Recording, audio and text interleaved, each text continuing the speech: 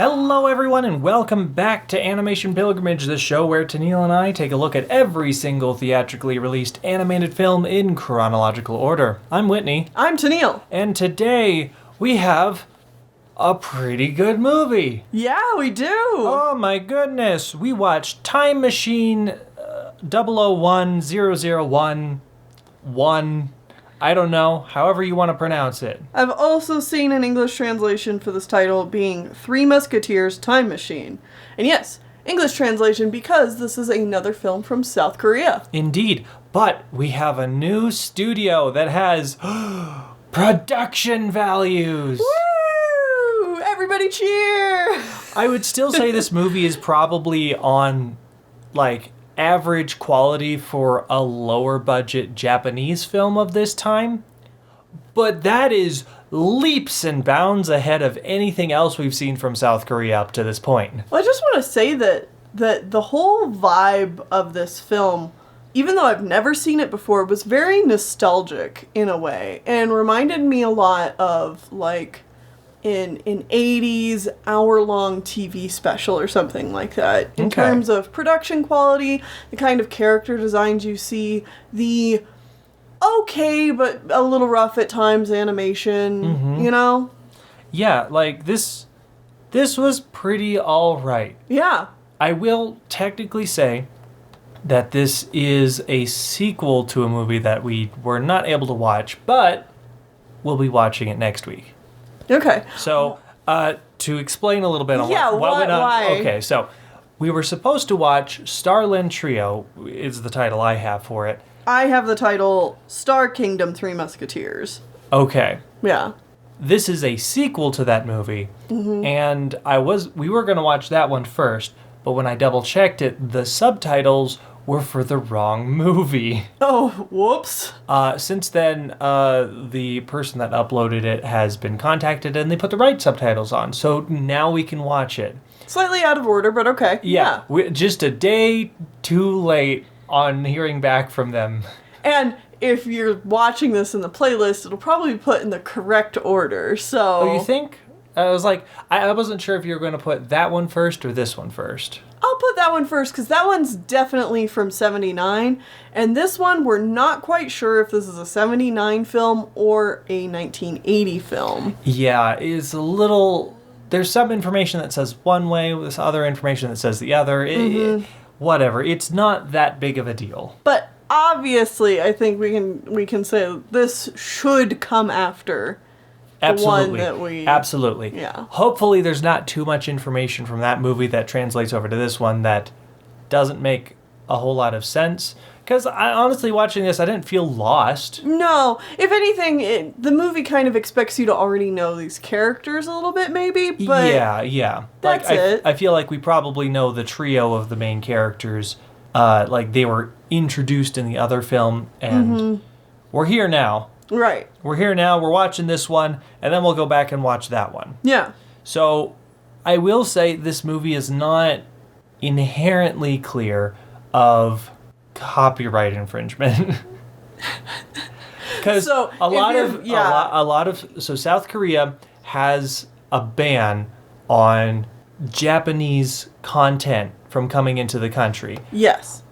But also, they don't have copyright laws the same way we do here in America. Right. So they are less inclined to be angry if you rip off designs or ideas or things like that from other companies and studios, even if they're from completely different countries. I'd reword that a bit. I'd say they're actively encouraged to rip off other things for their own profit.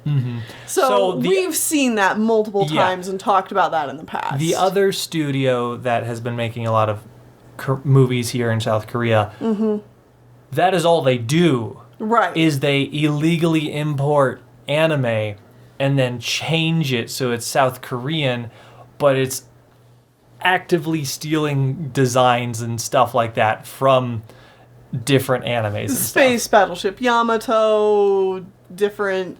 Giant robots.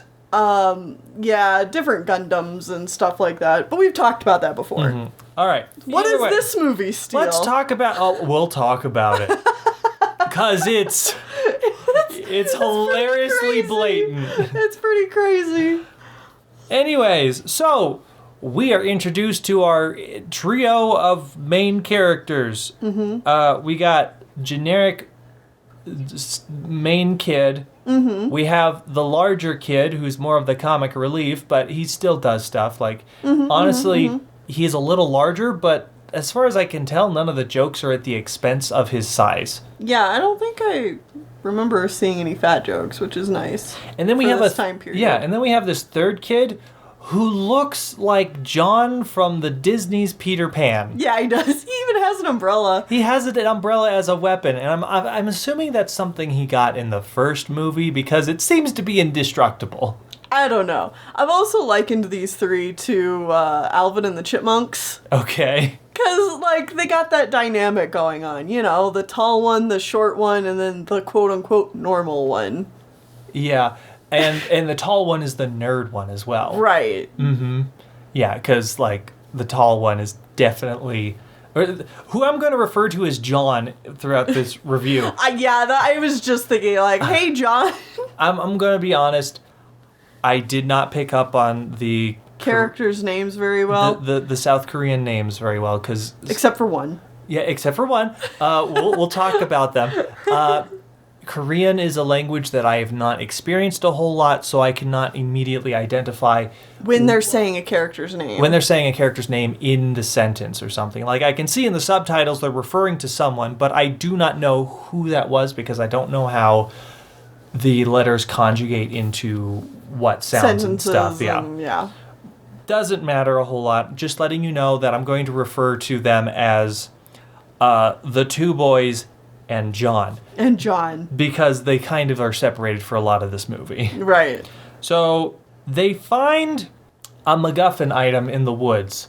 It's just this weird purple thing. It's technically important and is what everybody's fighting over, but it does nothing throughout the course of the movie. Just know that this is the important item that everybody wants and needs. Yes. A bunch of blue-skinned alien people and a random guy that looks normal-ish come in and they steal it. And they run away into their spaceship. Yes, we're in spaceships now. This movie is called Time Machine. It's called Time Machine, and the previous movie, they literally go to space. Oh, okay. I'll just let you know, they go to space in a ship that looks very similar to the Yamato. Oh, all right. That's what I do know about the previous movie. Yeah. John accidentally gets captured while trying to stop them from stealing this thing. Also, they have a scientist adult friend man who also gets captured. And he didn't die. Yeah, he looks like a dad character that would die in an anime. But no, this movie is definitely more so aimed for a children audience. So death is mostly not a thing that they're going to do left and right. We'll get there. So John and this scientist are captured by the bad guys.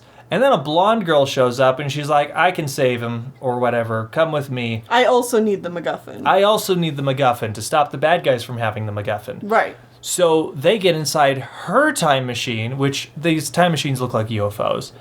And they go to the year 4045 or something. 4000 something. Because she's from the super future. And she takes the boys into her weird cult. Her weird cult of small blonde children in the Kingdom of Children, I think is what they referred to it as. Yeah. Which is a little weird. So apparently in the future, everybody is still very religious, and they also worship children, maybe, as, like, heroes of the planet, because children are the only ones who do stuff. It's best not to question it. Yeah. There's an old granny that takes care of these young girls that go through space and time to there's save like a things. matriarch. And she fills the boys in on all of this information. And she also says that there was one of the girls that left and became an adult. And her name... No. You know what she became? She became a Karen. Karen. Her name is Karen. But the subtitles are literally... Karen. Yeah. She is a Karen. A Karen is literally the bad guy of this film. Oh, it's so good. This is the one name that we were like, excuse me, what? So her name is Karen, and she's the one that runs the blue people that are trying to get the MacGuffin. The MacGuffin item is going to allow her to power her time machine so that she can take over the 20th century. She wants to conquer history. Yeah. Because she finds that the year 4000 is very boring and there's not a lot going on. So she wants to go back in time and conquer that instead. Mm-hmm. So these... Also, Queen, can we just say, her outfit slays. She is giving peak camp. Mm-hmm. I love it. It's like Power Rangers level, like... villain camp stuff. Yeah. Oh, yeah. It's pretty great. Uh-huh. So the two boys and the one leader girl get back in the space time machine, and they go way back to caveman days where... the bad guys are harvesting diamonds. Yeah, because that's what they need to power up the MacGuffin. Apparently, diamonds are melted down and turned into these MacGuffin items, which are indestructible or something, which is why they're useful for time travel, because they don't have any wear or tear on them. Yeah, well, they're made out of diamonds, so, like, makes sense. Yeah. So back in time, this is where John is, and he's forced to work in these mines, along with a lot of cavemen and other just random guys from various points in time, I guess. Mm-hmm.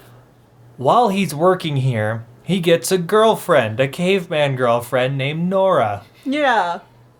I don't know where she got her lipstick or the dye for her dress, because she's a caveman, but okay. A cave woman. Cave woman. Yes. So the boys sneak into the mine in a sack. This movie's pretty entertaining. I like the villains are very stupid, and it's very much so like aimed for children. But it's great. Yeah, it's a lot. Honestly, we really enjoyed watching this film. A plot summary does not do it justice. It's not like you were constantly kind of poking fun at it throughout the film, being like, why don't they just go to right before the bad things happen? They have a time machine. If something bad happens, they can just go to right before the bad thing happens and stop it because they have a time machine. But no, when they go back into the caveman times to save John, they don't go back to right after he's taken there. They go back to, I don't know, like he's been there a few weeks or something, because we've already shown those clips of a thing that's happening. So we have to keep, like, they go to like time sections, but then they keep going in that time zone. And this happens the whole movie because they don't want to really think about how time travel works. Yes, and you can what very abilities easily... you have available to you with the time machine. You can very easily poke holes in the time logic. I know, but that's not what the movie's going for, no. And I don't hold it against it. It's just a very easy, fun thing to make fun of. Yes. So anyways, the boys sneak in a sack and they save John, and then they get back to the time machine, and then the bad guys show up in ships and they shoot everybody, and Nora dies. Yup. You know, this new character that said 2 words and was just there to be nice to John. Well, John now has a dead girlfriend, and they bury her. Yeah, they give her a funeral and everything. Mm-hmm. As much as they can before they've got to skedaddle. Yeah, because they gotta leave. Mm-hmm. So they get back in the time machine, and there's a guy that looks like Megamind that's been with them, and it turns out he's evil. No, Megamind, how could you? Oh no, he has blue skin. Who could have seen that coming? And we get multiple shots of him earlier in the movie just like spying on conversations. Being suspiciously smirking. Yeah, anyways, there's a scuffle and the time machine gets damaged and they go back to dinosaur times. And then Megamind dies. And then... there's a reason we came back to dinosaur times. Why is that, Whitney? Well, that's because they literally ripped footage from Disney's Fantasia and just slapped it in this movie. Sure, they may have recolored it a little bit, but it's literally just segments from the dinosaur part of Fantasia. And they show, like, the whole thing. The whole thing. Like they'll skip ahead around a little bit, but they cover all the major beats of Disney's Fantasia, and the main characters are just kind of technically there off to the side. Like watching it happen. You'll have a shot of the South Korean footage, and then it's just like a 30-second clip of Fantasia, and they'll be like, "Did you know that Stegosauruses can fight with their tails?"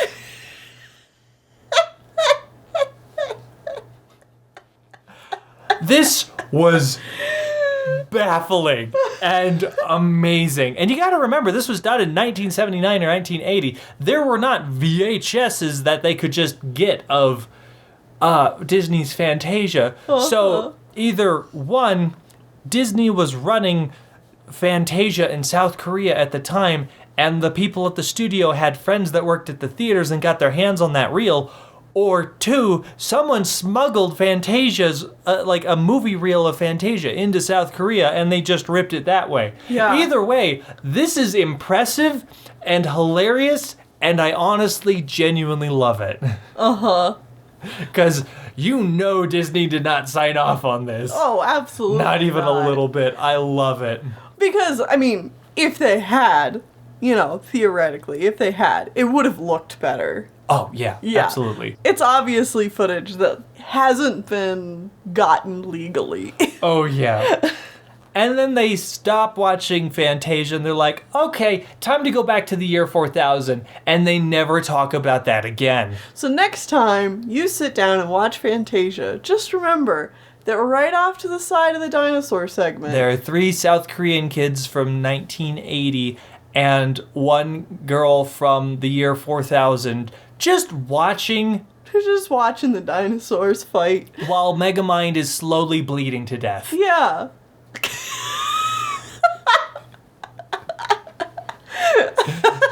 It's amazing. This is so funny. All right, so we go back to the year 4000 because Karen has her giant MacGuffin item now. Yes. From all the diamonds that she smelted down. She's about to go do the bad. Yeah, and she's inserted into her giant robot, and her general man, who's kind of just been around this whole movie, suddenly decides, no, I'm the villain, and he shoots her with his laser gun and decides he's going to take the robot instead. Plot twist. Yeah, I honestly didn't see that coming. And so Karen is a little pissed, so she takes her her staff, and she javelin throws it into the robot, causing it to explode.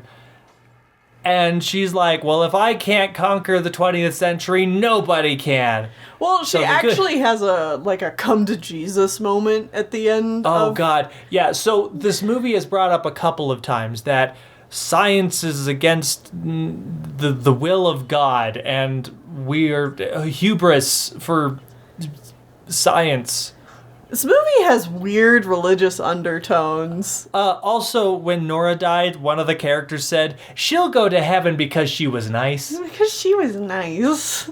We're before Christianity. The invention of Christianity, yeah. Or Judaism or anything. Yeah. Like, the God doesn't exist yet as a concept. Yeah. But okay. Anyways, back in the 4000s, the good guys escaped from the base having done nothing other than, I guess they did technically save Scientist Man, who was kept in the 4000s to help. Yeah. Reason, whatever. They escape. Karen the base explodes with her base. The base explodes. The children are lauded as heroes, and they go home. The end. Yeah. Yeah. Overall, pretty good movie. Like, I will say also the plot at the is, end, our space girl gives John a kiss because she's like, you've suffered the most throughout this adventure. And I was like, I'm pleasantly surprised she doesn't just kiss main boy. Oh, because they lean into the fact that she is about to kiss main boy, or maybe the comic relief boy.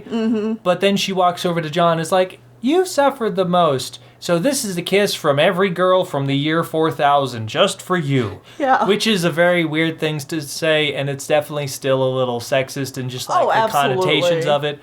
But you know what? Like, John somehow deserves a kiss or whatever. He deserves it because he had a girlfriend that died. And he had to work in a mine, don't forget that. Yeah, honestly, like, if nothing else, that's the reason he deserves a kiss, is because he suffered literal manual labor and being whipped. Yeah. For who knows how long, because they couldn't be F'd to teleport back to the moment he got there. Right. Either way, this was really enjoyable. Also, I don't remember if I said, but thank you, Michael Ray, for finding this movie for us. Thank you so much. And as an additional note, if you are going to want to watch this film... You do need to turn on the YouTube subtitles for it. You need to turn on YouTube subtitles for it. We found it on YouTube. But also, the footage itself is a little shaky. Oh. And there is some flashing lights in red to blue.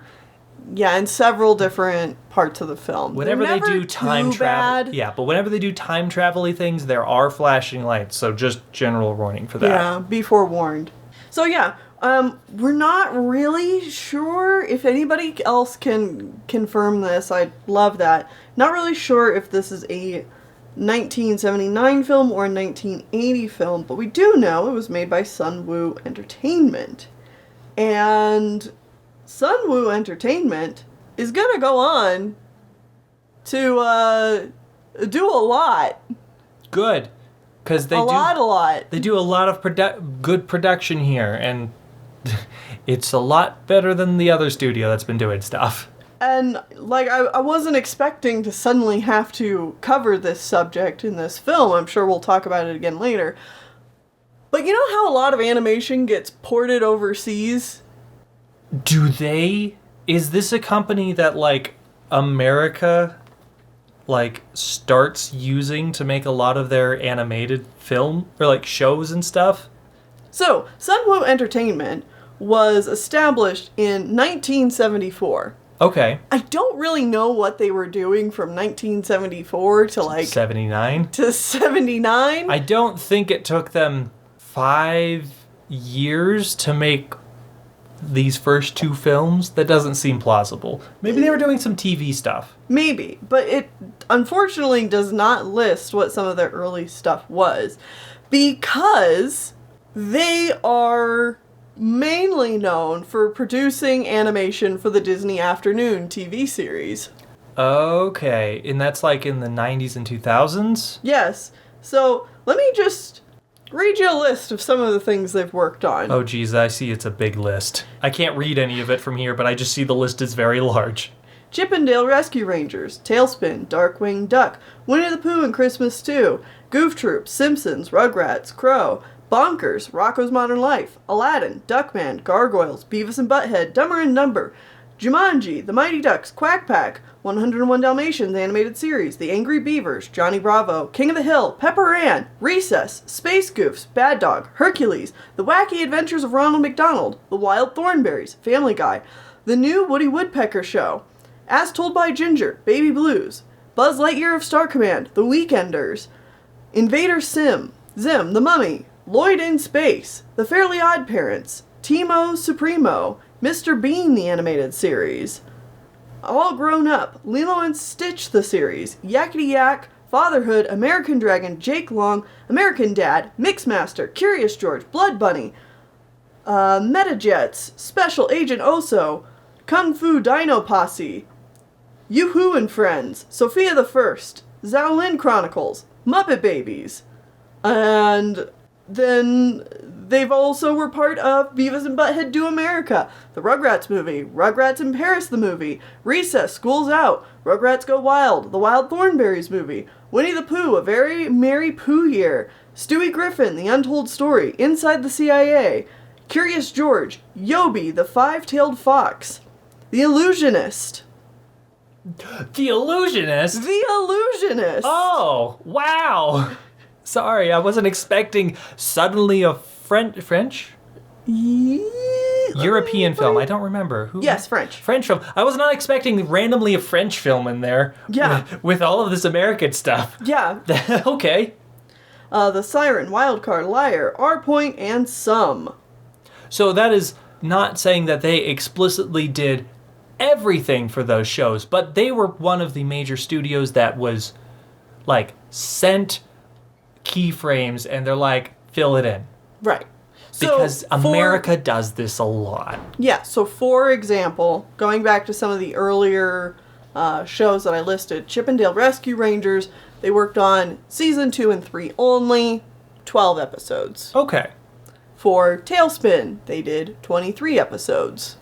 So, you know. So they're not the only studio doing this, but important to note, a lot of your American shows that you watch, even today, oh yeah, especially still today, you'll have a small studio in America who does like all of the storyboarding and maybe some of the keyframe animation at most, and the general ideas, and then that will get shipped off to South Korea or Japan or possibly India, China, Australia, many other countries where the labor is extremely cheap, which is frustrating as hell, but that's the reason they do it. And then they will churn out the actual animation then and send it back. Yeah. And of course, they often will still use like American voice actors and stuff like that.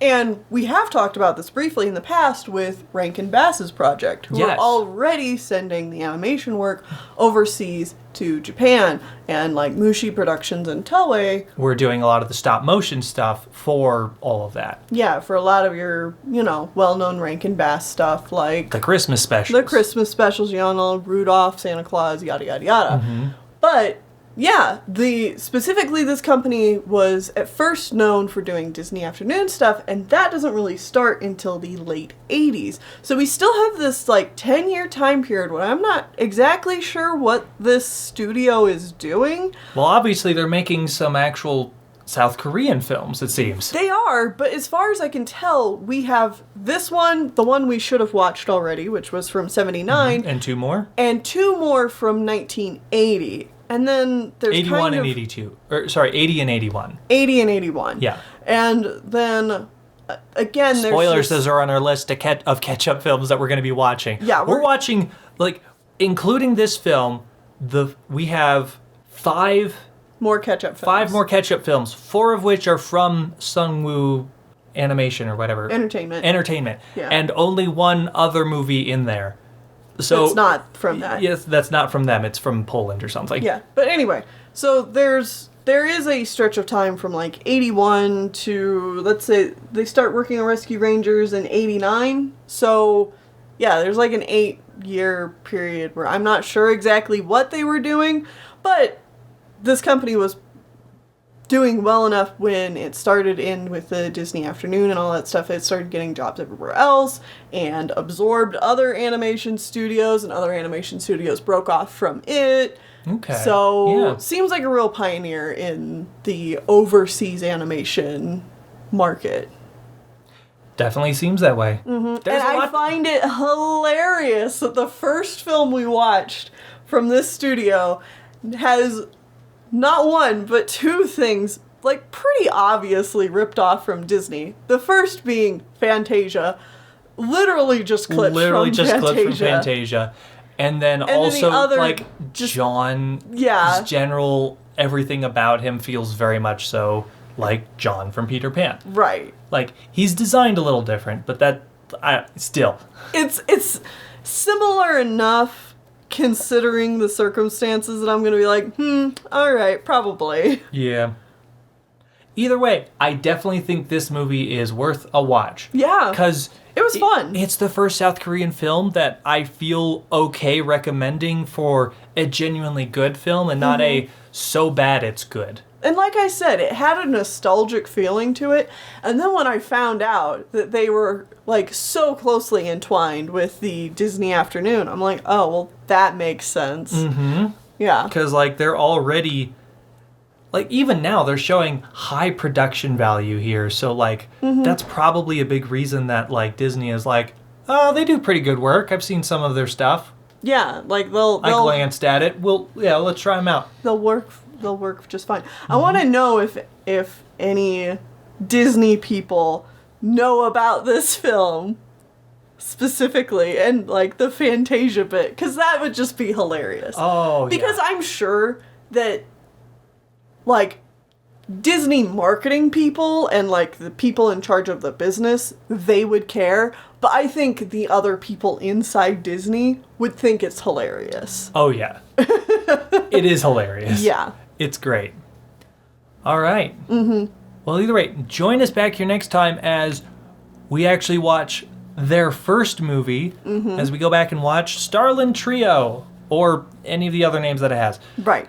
Let's do it. Let's see how this starts. Yeah. I'm